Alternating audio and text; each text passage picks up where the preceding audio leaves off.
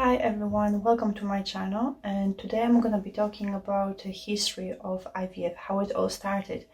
So if you're interested in topics of artificial reproductive technologies or infertility in general, then keep watching. So perhaps most of you have heard about Louise Brown, the first baby that was born as a result of IVF over 40 years ago. But maybe not many of you know that as early as in mid-19th century, there were already attempts at artificially inseminating women. And one of the first people that it has been reported that has done it is Marion Sims, who was the American physician, and also he was called the father of gynecology, and he was conducting horrendous experiments actually on enslaved African women. So it has been reported that actually he artificially inseminated women, and one of them, she got pregnant, but later she miscarried. Around similar time, Dr. William Pancoast in Philadelphia, he was conducting similar experiments, and he also inseminated women in ethically questionable situations, and the woman actually, she ended up with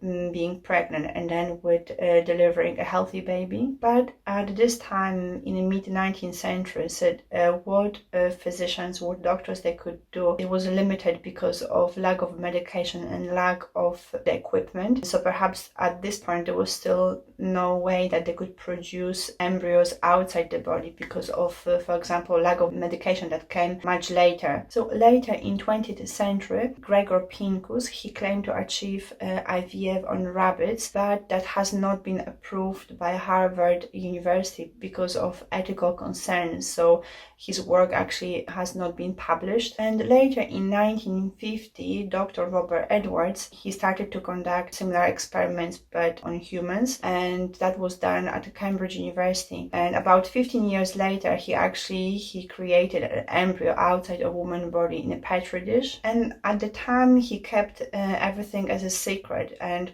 possibly because he was scared of the religious condemnation and because of the concerns with ethical approves from the university and as well from the church. So only later, when Dr. Robert Edwards and Dr. Patrick Steptoe, they joined together, they actually worked many years together, and eventually they created the embryo, and the embryo was implanted, and then the baby was born, and that's Louise Brown, that was born in 1978. So when Louise Brown was born, she was delivered through the C-section, and that was recorded on a video. And it was also indicated that actually her mother, she didn't have fallopian tubes. So obviously without fallopian tubes, there was no way that her mom, she could get pregnant naturally. So since Louise Brown was born, and the Human Fertilization and Embryology Authority declared that between 1991 and 2015,